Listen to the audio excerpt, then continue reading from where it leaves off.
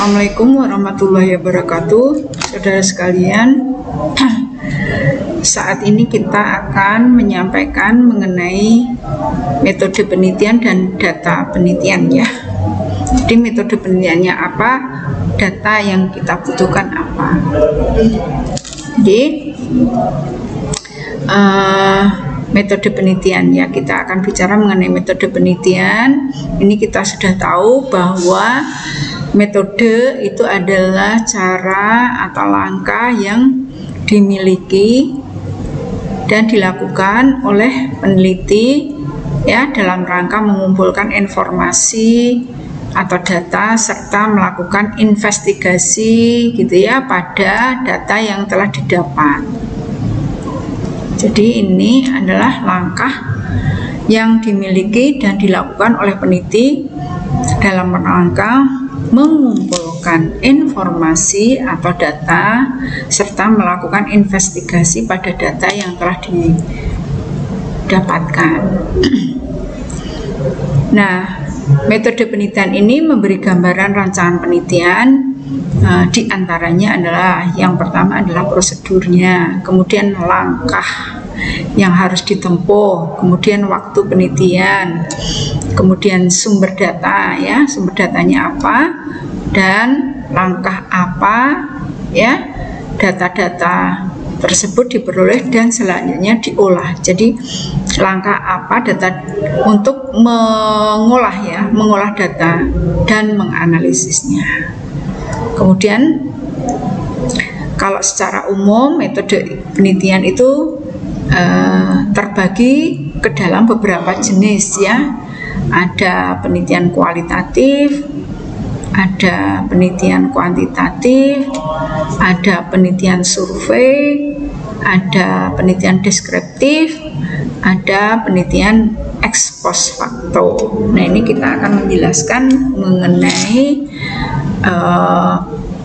kelima metode penelitian tersebut ya. Ini yang dicetak tebal di sini ya, sudah dicetak tebal. Ini adalah hal yang penting ya. Jadi kalau kualitatif, nah di awal pertemuan kita sudah menyampaikan ya, kualitatif itu metode penelitian yang fokusnya adalah memahami pada fenomena sosial yang terjadi di masyarakat. Nah, pada penelitian ini menggunakan perspektif partisipan sebagai gambaran yang diutamakan untuk memperoleh data penelitian. Ya, jadi ini biasanya adalah digunakan pada metode pada fenomena sosial. Kemudian yang kuantitatif itu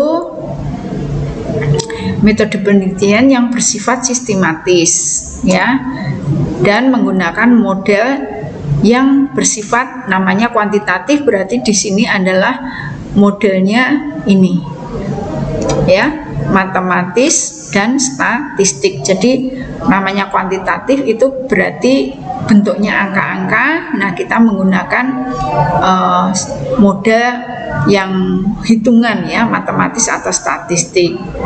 Nah, teori yang digunakan dalam hipotesa biasanya berkaitan dengan fenomena alam. Jadi kalau yang kualitatif itu biasanya sosial, kalau yang kuantitatif umumnya adalah digunakan pada hipotesa yang terkait dengan fenomena sosial. Fenomena alam. Kemudian yang berikutnya adalah metode penelitian survei. Ya, survei ini adalah penelitian yang sumber datanya atau informasi utamanya itu diperoleh melalui kegiatan survei. Ya, jadi ini kan skalanya luas, maka kita melakukan survei. Apa yang kita lakukan? Nah, ini ada pengamatan, kemudian dilakukan pengukuran dan pencatatan di lapangan. Ini yang kedua. Nah, ini perlu diperhatikan kalau Anda sekalian nanti mulai melakukan penelitian ya, terutama skripsi. Kemudian yang deskriptif ini metode yang dapat diartikan sebagai prosedur pemecahan masalah gitu ya, yang diselidiki dengan menggambarkan. Nah ini mendeskripsikan ya, deskripsi ini menggambarkan ya, menggambarkan keadaan subjek atau objeknya. Nah dalam penelitian dapat berupa lembaga, masyarakat, dan yang lainnya yang pada saat sekarang berdasarkan fakta yang tampak atau apa adanya. Jadi fakta yang tampak atau fakta yang apa adanya. Kemudian metode ex post facto ini merupakan penelitian yang dilakukan setelah ya, setelah apa yang akan diteliti itu tuh terjadi ya, penelitian itu telah terjadi. Nah ini bertujuan untuk menemukan penyebab kemungkinan ya perubahan perilaku, gejala atau fenomena yang disebabkan peristiwa, perilaku gitu ya, atau hal-hal yang menyebabkan perubahan pada variabel bebas secara keseluruhan ya. Jadi ini dilakukan setelah apa yang akan diteliti itu telah terjadi.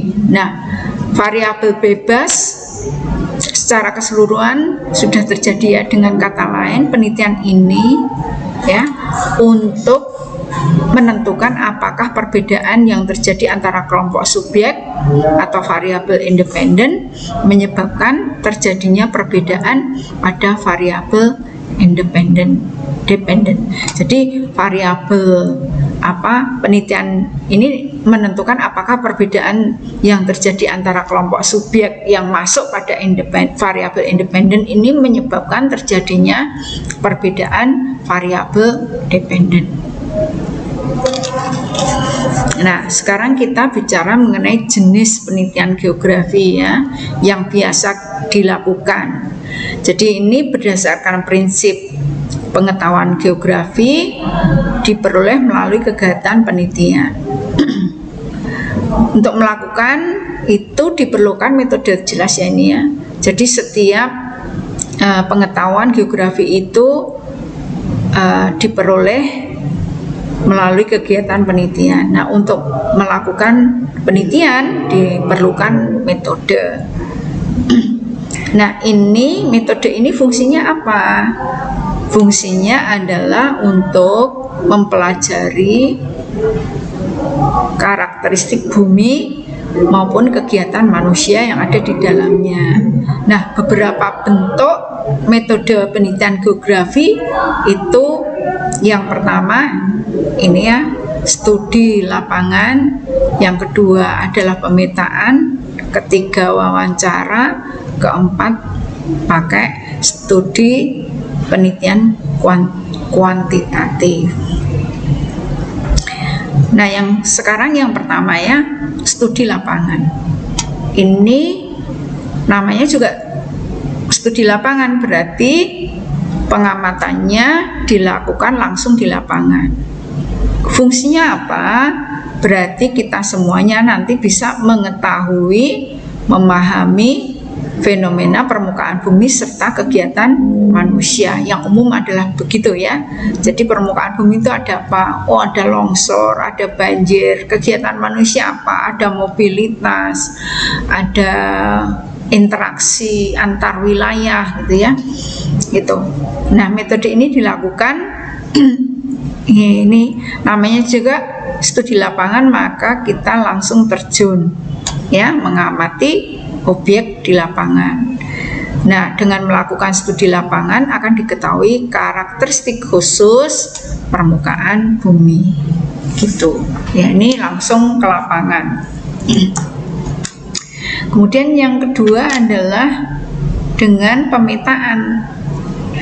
Ini dilakukan menyeleksi berbagai informasi gitu ya dari daerah yang akan dipetakan.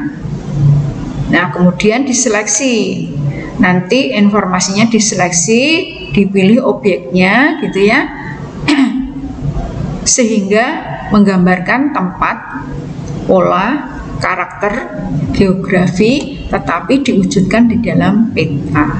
Misalnya tadi ya, studi lapangan, cuman pemetaan ini nanti kalau studi lapangan itu langsung ke lapangan, kalau pemetaan misalnya banjir itu terjadinya di mana gitu ya, luasnya berapa, distribusinya di mana, nah itu digambarkan di dalam peta.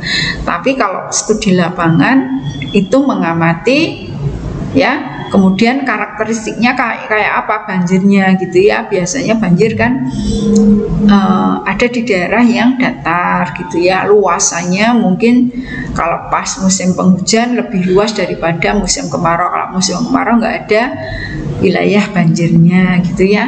Nah itu karakteristiknya yang ditonjolkan kalau studi lapangan. Tapi kalau pemetaan, kejadian atau fenomena yang terjadi tadi diwujudkan di dalam peta. Kemudian yang ketiga adalah wawancara.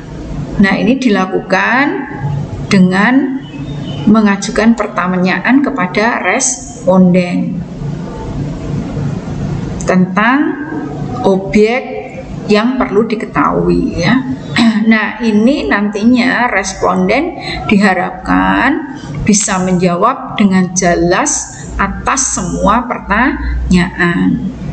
Nah, ini metode dipilih bila hal-hal yang ingin diketahui tidak dapat diperoleh dengan metode pengamatan.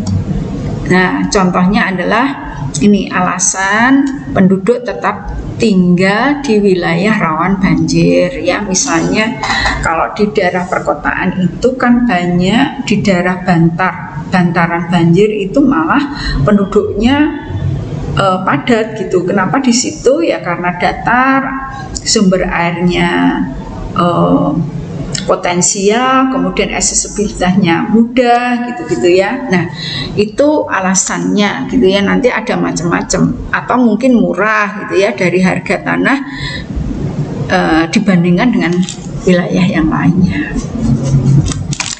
Kemudian yang keempat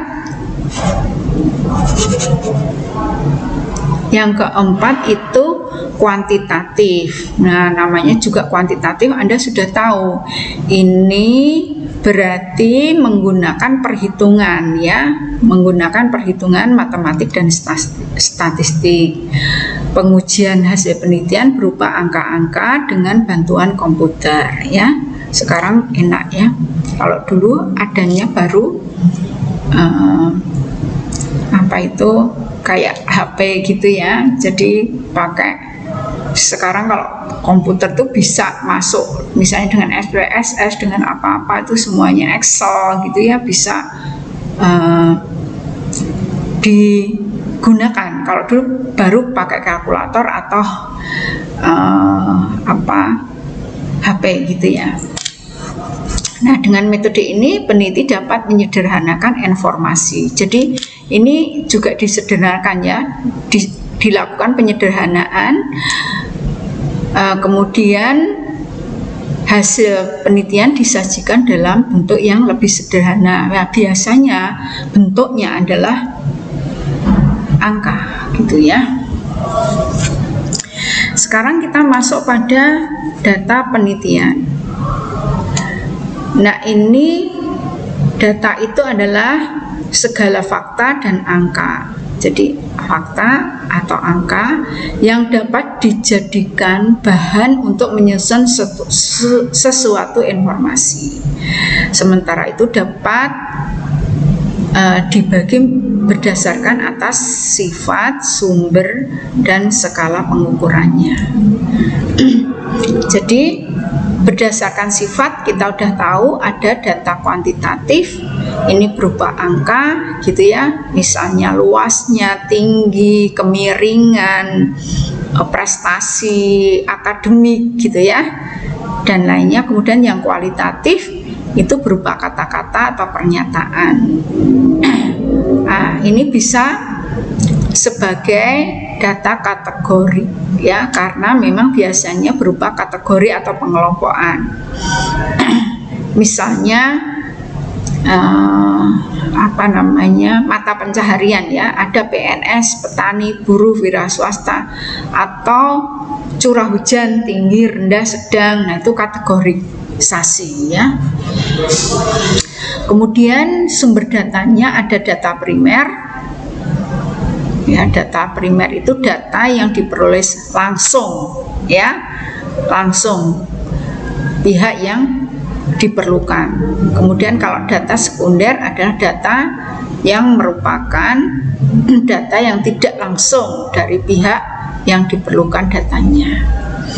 Kemudian skalanya pengukuran ini mungkin kita sudah singgung pada pertemuan sebelumnya, 2 pertemuan yang lalu, 2 sebelumnya ya. Ada data nominal.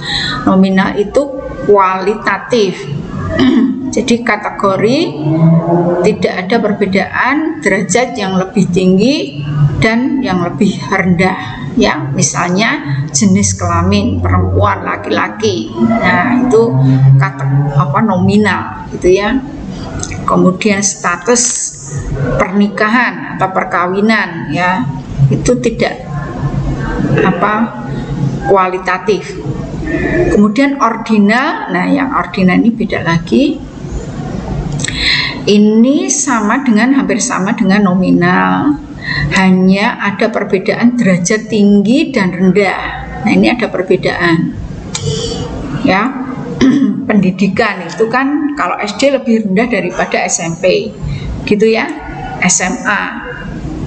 Kalau SMA lebih rendah dari perguruan tinggi. Nah, ini adalah data ordinal. Kalau Anda ya misalnya kuliah pada semester, mahasiswa yang kuliah semester 1 gitu ya, beda dengan yang semester 3 gitu ya, dan lain sebagainya. Kemudian data internal, data interval ini termasuk kuantitatif ya, data yang termasuk kuantitatif berupa angka-angka, kemudian dapat dilakukan pengolahan secara matematis serta urutan antara satu data dengan data yang lainnya ya. Misalnya nilai ujian berurutan dengan rentang yang sama, yaitu setelah angka 1 kemudian 2 dan seterusnya gitu ya. Kemudian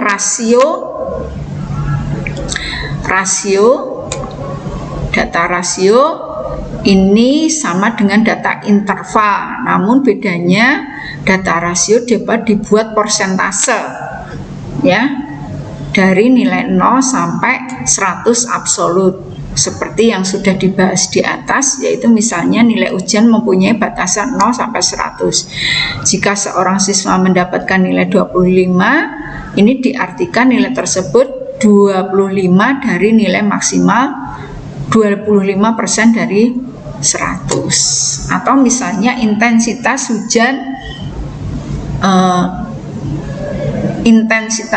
hujannya atau curah hujannya gitu ya, itu koefisien runoff-nya itu misalnya sama dengan 50%. Artinya apa?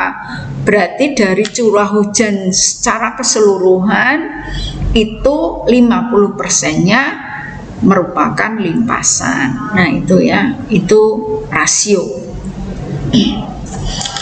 Kemudian untuk perolehan data ada 2 macam ya. Cara memperoleh data itu 2 macam dengan metode pengumpulan data primer dan data sekunder. Apa ini bedanya? Kalau data primer itu adalah data yang langsung diperoleh dari sumber awal atau yang pertama, dari individu boleh, dari perorangan boleh ya. Kemudian peneliti melakukan observasi sendiri di lapangan maupun di laboratorium. Nah, kemudian pelaksanaannya dilakukan secara survei atau percobaan. Nah, ini data primer, jadi langsung ya. Kalau data sekunder, survei ini dilakukan dengan cara mencari data di lapangan atau di sasaran penelitian. Nah, nanti tugas peneliti adalah menentukan bentuk data yang akan diukur, karakteristik yang akan diteliti, kemudian melakukan pengukuran data gitu ya. Kemudian melakukan pengumpulan data dengan teknik tertentu gitu. Nah, ini sekarang kita masuk pada teknik pengumpulan data ya, wawancara dengan responden. Nah, ini Anda sekalian, ini di semester 5 ya, berarti Anda sudah mengambil KKL 2 ya, sorry KKL 3. Nah, ini akan melakukan KKL 3. Nah, ini kita akan melakukan wawancara ya. Nah, ini pengumpulan datanya dengan menanyakan langsung pada objek atau informan atau pihak yang berkompeten yang terkait dengan permasalahan yang akan diteliti. Nah, ini biasanya pertanyaannya yang diajukan itu telah disiapkan ya, bentuknya adalah kuesioner yang diarahkan kepada informasi sesuai dengan topik penelitiannya. Nah, ini yang penting adalah pewawancaranya atau penanyanya itu harus jeli. Jadi walaupun kita sudah ada kuesioner, tetapi jangan hanya terpaku pada kuesioner yang sudah disiapkan, tetapi juga informasi yang menarik itu perlu dilakukan, diketahui lebih lanjut. Jadi kita mungkin mau masuk ke, misalnya mau tanya yang berkaitan dengan penghasilan gitu ya, misalnya Pak Petani, Pak penghasilannya berapa? Itu Pak Petani nggak akan bisa langsung seperti pegawai negeri gitu ya. Nah, pegawai negeri jelas golongan 3A pasti pendapatannya sekian. Tapi kalau Pak Petani itu enggak. Jadi dalam 1 tahun dia menanam apa gitu ya, padi Polowijo misalnya ya, jadi 4 bulan sekali. Nah, berarti nanti setiap bulan dia sawahnya luasnya berapa, produktivitasnya berapa, harganya berapa, nanti dibagi per bulan gitu ya. Kemudian yang Polowijo berapa juga demikian. Jadi itu cara ya menanya yang jeli. Nah, kelemahan dari wawancara ini apa? Nah, data atau informasi itu sangat terbatas ya. Kenapa terbatas? Karena kita juga pada saat wawancara itu waktu terbatas ya. Kemudian coverage respondennya gitu ya, itu juga dibatasi. Tidak semuanya masyarakat itu bisa menjadi responden gitu ya. Kemudian dalam skala yang luas akan memerlukan waktu dan biaya yang banyak. Makanya di sini terbatasnya itu ya, tadi kita udah singgung. Kemudian pewawancara responden, daftar pertanyaan ini memegang peran penting dalam keberhasilan perolehan data yang akurat. Seperti tadi sudah saya sampaikan, misalnya mencari pendapatan dari responden. Kalau bukan pegawai negeri, petani, wira swasta gitu, itu kita harus jeli untuk menanyakan satu persatu gitu ya. Jadi kronologinya gimana? Kalau petani ya dia menanam apa, kalau wira swasta dia wira swastanya apa. Misalnya toko sembako, nah itu gulanya misalnya dalam waktu tertentu menghabiskan berapa gitu, yang terjual berapa dan yang lainnya berapa. Kemudian pembeliannya berapa, kemudian penjualannya berapa, nanti mendapatkan selisih dari antara penjualan dan pembelian, kemudian dibagi waktu baru memperoleh pendapatan. Nah, gitu itu ya. Nah, kemudian teknik pengumpulan data yang berikutnya adalah dengan angket. Ya, angket ini tidak wawancara langsung ya, dapat dikirim via pos gitu ya. Ini sekaligus sebagai keuntungannya. Kemudian dapat memperoleh data yang cukup dalam skala ruang yang luas. Ya, tapi biasanya tidak semuanya bisa kembali gitu ya. Jadi kalau kita menyebarkan 1000 itu mungkin berapa persen dari 1000 yang akan kembali ya. Nah, sekarang misalnya pakai WA gitu ya, bisa ya. Kelemahannya tidak semua daftar pertanyaan itu dikembalikan. Ini tadi kita sudah singgung. Bisa dimungkinkan muncul kesalahpahaman sehingga berlainan dengan pertanyaan yang dimaksudkan. Berarti nanti kita harus pilih itu ya, dari pertanyaan itu yang jawabannya benar yang mana. Ada juga pertanyaan yang tidak dijawab, kemungkinan juga terdapat jawaban yang tidak jelas gitu. Kemudian yang ketiga adalah dengan polling atau telepon atau observasi langsung. Nah, itu polling itu biasanya dilakukan pada media informasi ya, misalnya televisi gitu pakai polling atau riset yang cepat gitu ya, quick riset gitu ya, itu pakai polling. Kemudian penelitian yang berikutnya adalah percobaan ya, atau eksperimen. Jadi ini jika yang kita inginkan adalah data yang diperoleh itu belum tersedia gitu ya, belum tersedia atau sengaja akan melakukan percobaan. Dengan demikian, variabel yang akan diukur harus dibangkitkan atau dibuat melalui percobaan. Ya, contohnya misalnya kalau di kita itu kualitas air. Jadi menentukan konsentrasi pada parameter tertentu ya, misalnya parameter oksigen yang terlarut. Nah, itu kan pakai percobaan. Kalau orang ilmuwan biologi itu tumbuh kembang tanaman tertentu. Nah, itu ya. Nah, saudara sekalian, ini bisa memberikan contoh penelitian yang berkaitan dengan percobaan. Nah, kemudian metode pengumpulan data sekunder ini disebut pula dengan metode penggunaan bahan dokumen. Nah, dalam hal ini itu peneliti tidak secara langsung mengambil data sendiri, tetapi peneliti memanfaatkan data yang sudah ada atau dokumen yang sudah ada yang dihasilkan oleh pihak yang lain, misalnya dari BPS, dari PUPR. Jadi pihak yang lain kemudian ada datanya kita gunakan.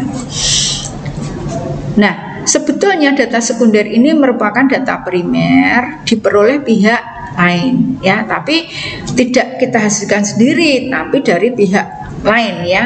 Dan data primer yang diolah lebih lanjut kemudian disajikan oleh pihak lain, kemudian kita memanfaatkannya ya, itu bisa dikatakan sebagai data sekunder. Nah, bentuknya bisa dalam bentuk tabel maupun bentuk diagram.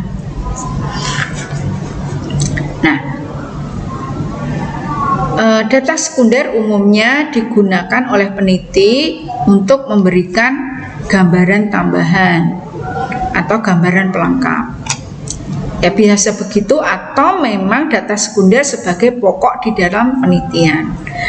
Namun tidak menutup kemungkinan untuk memproses lebih lanjut sebagai data yang pokok. Ya, ini sebagai analisis data sekunder itu berarti data sekunder sebagai data yang pokok. Tapi bisa juga data sekunder sebagai data tambahan atau gambaran pada penelitian sebagai data pelengkap.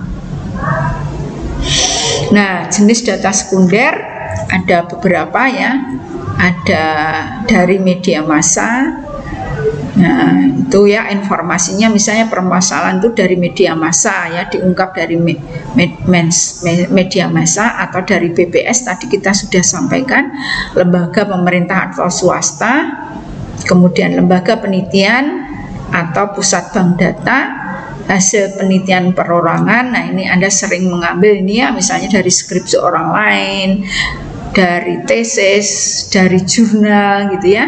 Kemudian penelitian kepustakaan, kemudian jurnal ilmiah, publikasi ilmiah berupa proceeding seminar, hasil konferensi atau laporan-laporan ilmiah yang lainnya. Nah, sekian dulu untuk materi ini ya, kita akhiri dengan salam. Assalamualaikum warahmatullahi wabarakatuh.